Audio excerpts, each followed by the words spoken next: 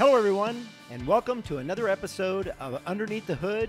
I'm Dave Martin, the owner of Martin's Auto Repair in Central Phoenix. I'm Glen Hayward, the proud owner of Good Works Auto Repair in sunny Tempe, Arizona. And I'm Lee Weatherby with Accurate Automotive in the heart of Mesa. And together, we represent 140 years of combined automotive experience. Our goal is to change the perception of our auto repair industry by going behind the scenes and underneath the hood. And we hope to share with you what it's like to own a small business and give you a perspective from an insider's point of view. So let's get started. I'd love to have an opportunity to talk with you guys about some things that we face kind of every day in our industry. And that is people calling on the phone. Hey, I'd like to bring in my own parts. And you know what? I can get my part here. And you know what? I found out that this is cheaper to buy if I do it over here. And I always try to educate and help them understand. But I think it would be great for our audience to understand, why is that not such a good idea? Well, I will tell you from our experience at my shop is that 9 times out of 10, if the customer did bring their own part, they're going to bring you the wrong one. Oh, absolutely. They always will bring you the wrong one. We just had a situation 2 weeks ago where a lady called me up and said, hey, I've already looked this stuff up. I figured out what the part cost and, and what would be an estimate to do this particular job. And so we put an estimate together and she said, no, the part's way cheaper than that. And I said, well, where did you find it at? And so I had my guys do a little bit of research just to help her out. And of course, she was looking up the wrong part. Can I stop you? That's exactly the point I wanted to get at. You did a little bit of research. You said something that really was a trigger word for me. Yeah. Because I think a lot of times the only research that gets done sometimes is the cost. You know what I mean? People get fixated a little bit on the cost of that component. Right. And I mean, it's something that I certainly understand. And today we want to be frugal, but I mean, let's face it, guys. I'm a believer in both of you. Okay. I've known you for a long time. All right. And let's face it. What do we do for our consumer? We try to give them the best product at the least cost, you know what I mean, for the most amount of time, because the assumption is that you want to keep your vehicle reliable consistently on the road. Right. But here's the thing. Another thing is switch gears just a little bit is that the quality of the part. Yep. We've all been bit. Amen. What you just said, you said something that was really important there. We try to give our customers the most cost-effective part that we possibly can get them with a really good quality. Absolutely. The problem is we've all been bitten by certain parts. Many times. Yeah, right. Many times. Right. How many times, Glenn, have you in your shop where you guys had a part and you thought, hey, the parts guy said, oh, no, it's a good part. You put it on the car, it lasts a year, and you got to come back in, you got to do the whole job over again. And then you don't want to do that again. Well, yeah, and I want to add that even the name brands that we have known and trusted for many years have sold out. I mean, they are not making the same quality part as they used to. Yeah. So, whether it's Gates or Glen or whoever it is, no matter what brand that you have known and trusted for the 50 years I've been doing this, you can't trust those brands anymore, because now not only are they not making the same quality of part, but they've actually made it worse than they've ever made it before. But in the back of your mind, you're thinking, oh, this is a trusted brand. And the interesting thing, like you bring up right there, it's ever changing because, like you say, a trusted brand.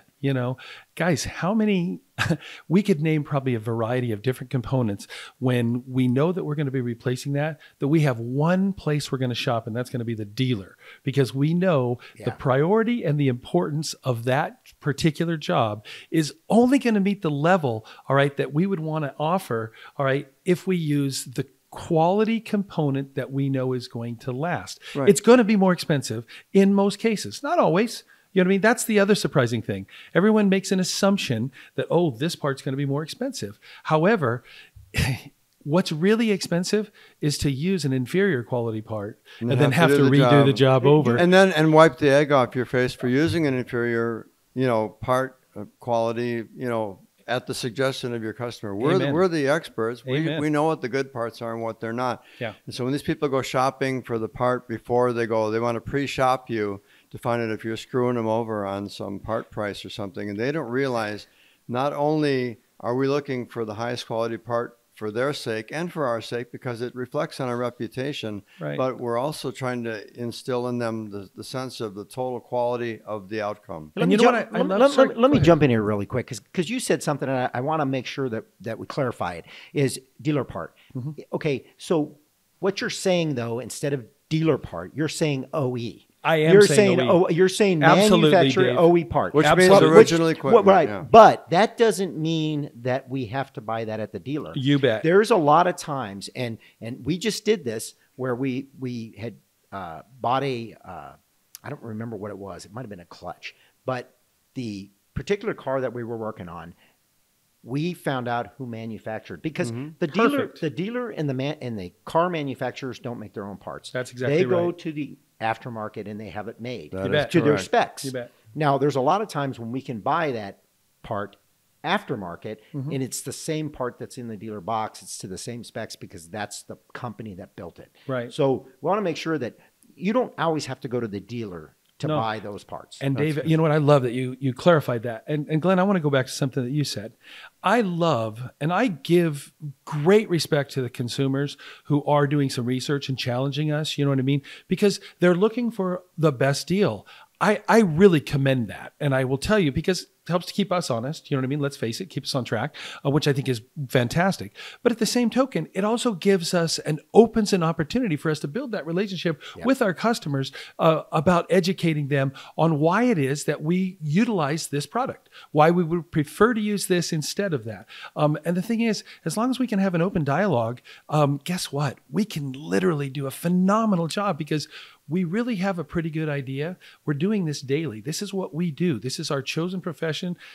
I happen to know that I love it. I know that you guys love it. You can have a passion for it. And the thing it is, we also have a passion for the people that we're serving. And the beautiful part of it is when they come in and they've done some of their homework, I love that. Now let's fill in some of the gaps. Right. You know what I mean? And oftentimes, like our shops, we go above and beyond, because we extend the warranty to the customer above and beyond what the manufacturer's warranty is in many cases. Then they may warranty their part for 12. We're giving them 336, in my case, 560. Yeah.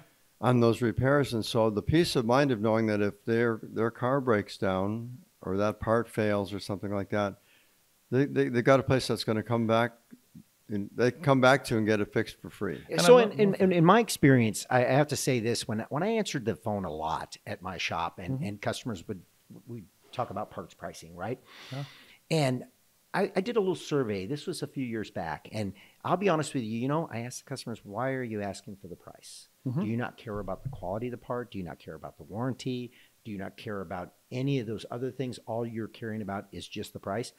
And overwhelmingly what the customer said is, oh, I didn't realize any of that. They didn't know what to ask for. That's the key right there, Dave. All they thought about was, I just got to ask for the price. Right. Because I guess when you go to Home Depot or you go to the grocery store, you see the price written there, and that's just what everybody's price driven, and they're not paying attention to the other nuts and bolts of the thing. Because what happens is they go get themselves in a situation where they go to a shop and they ask for the price, they get the cheapest price, they get the job done, and 6 months later that part fails, or the job turns south, and then there's no more warranty on that job. Right. But inevitably they end up in our shops because the component that was utilized failed. You know what I mean? And there was not enough education, just like what you're talking about. They didn't know what to ask. It opens the door for education. And I'll tell you what, if we will become very good at listening, I think listening is absolutely essential and critical. 100%. It's it is the purest form of communication. And sometimes you do have to ask questions to really understand what's being asked.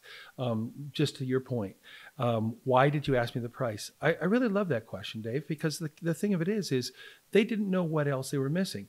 You were talking exactly about the value, of the component, the quality, what reliability. Glenn, just to your point, it is the experience that you said that really matters, and we see it more and more in our industry. Well, and another thing is, as business owners, we take it personal about understanding who the great manufacturers are, who's making parts that are even better than the OE. In many cases, the manufacturers themselves have sacrificed quality to make more money go to the top. Well, they're cutting pennies out of nickels. They are, and that's the problem.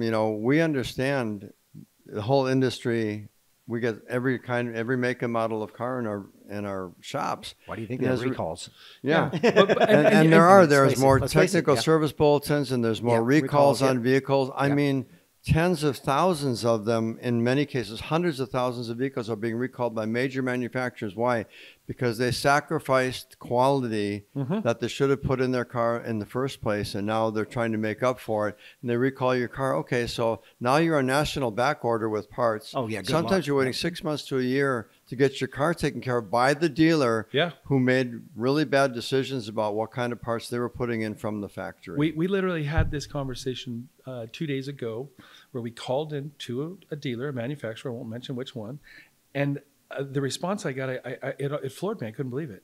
They said, we will not have that part available for 44 weeks. And I thought to myself, 44 weeks, for heaven's sakes. And yet they're sending letters out to the customer saying, you need to get your car in because it could start on fire and burn your house down. Don't park your car in the garage. I mean, literally, I got one of those for my daughter's car. I won't say the manufacturer, but they said there's a part in there that it's going to overheat and it'll start the car on fire. So until you get this recall done, we'll fix it for free, but don't park your car in any structure because it'll also burn it down. Yeah, but the thing of it is, the car is literally at that point, if we were really reading between the lines and listening, just like we were talking about, that car shouldn't be driven. Right. Right. You know Well, what I mean? The potential for hazard is huge. Yeah, it could start on fire while you're driving. It's not just while it's parked. I Well, mean, and what you should do, the first thing you should do is go to Fry's and buy some marshmallows. If you're going to do that. If you're going to drive the car, that's what you should do. And some really long sticks. And the second thing is, Don't forget the Hershey bars, Dave. S'mores. What are you thinking, man? Come on. Right. And so, you know, and same thing happened with my daughter's car. I got a letter. She was living at my house at the time when she bought the car. So I got the letter. And of course, I being the dad, I called the dealer and said, hey, how can we get this handled? And I was going to get it all set up for her and going to handle it for her. And they said, we don't have the parts. You got months and months and months before that's going to happen. And I said, so you don't have any idea when it's going to come in? Well, not really, because everything's kind of on back order right now. Yeah. And isn't it unique? It's unconscionable. It's absolutely unconscionable. Well, isn't it interesting that the right hand is telling you, meaning the OEM, the manufacturer, you know, the powers that be, they're sending out letters to alert, notify, educate, you know what I mean? And they're obligated to, but they don't realize that they can't keep their promise. Now, there we go. And that's the point right there, Glenn. Oh, yeah, we're because the big hero. We're going to come and save you from your house burning down, your car burning, and killing you. But let's but we can't fix it now. Let's pull this back in for the parts. To the parts. Yeah. We got a little bit off track there. But the biggest thing about parts is this. You know, we all are passionate about what we're doing. And the one thing that I think people need to really understand, especially the consumers that are out there, if it be helpful, is we're passionate about serving them. We're passionate about making sure that their needs are met, all right, and that they can get the quality and the reliability, but we will ask some questions. You see what I mean? It won't be that transactional type of a situation. It's going to be more of that relationship type thing where we say, what is your intention with your vehicle? How long are you trying to keep it? Because that really can dictate what component, you know what I mean, should be utilized in order to repair the vehicle. Well, and we didn't really touch on this, and maybe it's a little bit off topic, but I do want to mention it just because I want the consumers to understand something too. Is the thing of it is this happened to me about, 15 years ago. And this was kind of a turning point to where we really don't install customers' parts anymore. We don't. And it's because it ends badly, right? Yeah. And I'll give you the scenario. A gentleman came into my shop. He's an elderly gentleman. And he says, how much to put this part on my car? And he holds it up. And I said, well, how do you know that part's bad? Because I'm going to ask questions, right? I don't want to put something on a guy's car that's not going to fix anything, because it's just wasting my time and wasting his money. Right. He said, because I'm older and I know more than you. Oh, I said, okay. Here, just punch me in the gut. Right. So I said, okay. I said, fine. So I went ahead and got an estimate together, and he said, go ahead and put it in. Well, he leaves my shop, calls me back in 5 minutes after he left the shop, and he said, my check engine light's still on. And I said to him, well, you diagnosed it. I didn't. He goes, well, you're the professional. I'm not. And you know what? I had to think about that. I was a little bit upset. I was a little upset. It really kind of irritated me. But I had to look in the mirror and go, you know what? He's right. Yeah, you're walking a two-edged sword there, though. Right. I let that guy be an idiot. Mm-hmm. Unfortunately, I let him make bad decisions. Well, but he you know, the funny thing is, he kind of wanted to impose his will and force you into a corner. Yeah. And the key to it is, just to your point, there is a reason. We absolutely have a policy, and it is we will not install customers' parts. Okay. And the simple reason is, unfortunately, to say what nobody really wants to say is, we do know 90% of the time the part won't be correct. You know what I mean? The other percentage of the time the part won't fit properly. And the other percentage of the time goes right back to what you said. The quality They're of the taking part, away too. the opportunity for us to be professional if we don't really inspect it. It's just like, for example, when somebody comes in and says, yeah, I had my car diagnosed over here or there or this. Okay, well, we're still going to charge you a diagnostic fee. Because, what if they were wrong? Right. What happens if they didn't go thorough, you know what I mean, and really go to A, B, C, you know what I mean, to find out that D was the problem, but they stopped at B and said, oh, yeah, here's your problem. So back to, you know, the most expensive repair you're going to have is one you didn't need. Yeah. You know, I mean, that's Amen. exactly, that's really what it boils down to. Dave, that's absolutely That true. is exactly what you're saying If you there. throw enough parts at something, you can fix anything. Well, you know what? We have a great theory. Yeah. Oh, boy. Yeah, you know, but to Glen's point, though, I want to bring this up real quick. Glen brought up a good point, is the quality of the part. Yeah. The thing of it is if all of those scenarios that you put together where it's the right part, it's everything, it you know, it fits, it does all that, but the quality. So in 2 months from now, that part fails. Mm-hmm. The customer is going to come back and you're going to go, well, it's going to cost you labor again. Right. Well, what do you think is going to happen at that point? Oh, They're no. not going to be happy. But see, we're friends now. Yeah. And this is where you become not friends. Well, Yep. yeah, but I had to describe this to a customer just this last week. Guys, it happens to us every day, which is what makes this such a big topic. I had to tell them, look, we're friends now. There's a reason why I won't install your part is because we're friends now. We're just having a discussion. It's open, it's good communication because we're all friendly. But here's the thing. If I install that component, just to your point, and it doesn't fix the car, or it does, the car goes away, 2 weeks later, the car fails, and exact same thing is going on, and you come back, you're going to say what? And he goes, well, what do you mean? I says, let's play this out. What's going to be the dialogue? He says, well, I'm going to say, hey, listen, my car is now doing the same thing. So, I mean, can you double check it? And I'm going to say, well, we didn't check it originally. So now there's going to be the fee that was supposed to be there in the first place. And we'll go ahead and do that. And then if we find out that the component that you supplied was bad and that we have to now replace that again, we're going to give you back that component. And would it be wise for me to have you return it and then reuse that other component? Or wouldn't it be smarter for us to, at that point, go ahead and utilize the component that we, you know what I mean, we're going to supply in the first place? And he says, you know what, I see. I says, because then that way we can remain friends. Because long story short, I like the way you said that. The way you said that. Yeah, that's awesome. I'm going to have to charge you over and over and Yep. over. I says, and you know what? That is not my target. My target is to serve you. And the best way to serve you is to educate you before we get started. There you go. You know what I mean? Well said. Yeah. And that's what we all feel. I got a phone call one time where this gentleman called me up and he asked me, he goes, how much to replace a water pump on my vehicle? And I said, well, how do you know the water pump's bad? He goes, well, it's leaking right at the water pump there. Well, on that particular vehicle, they have a thermostat housing that's right above the water pump. Mm-hmm. And that housing leaks. Mm-hmm. We've done a bunch of them. Is it plastic? It was plastic. Yeah, yep, there you go. I love plastic. It was plastic. Parts on motors. It was totally they don't get plastic. hot or anything. No. So it definitely was a flaw in their design. Sure. It was a design flaw, right? Sure.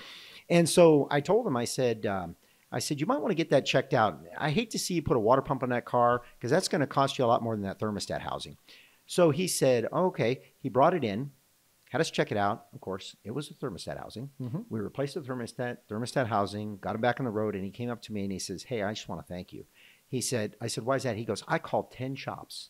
And he said, you were the only one that gave me that information. Everybody else just gave me a price. Yep. And I said to you, well, I'm not serving you very well by just throwing parts at your car until we fix it. And I go, can you imagine if I put a water pump on that guy's car and then I tell him we still got the same leak? Dave, to your point, that's why they would call a place like Martin's Automotive Repair or GoodWorks or Accurate Automotive, because you know what? They're not going to get the transactional, well, here's a price for you. All right. They're going to get the education. And guess what we're doing?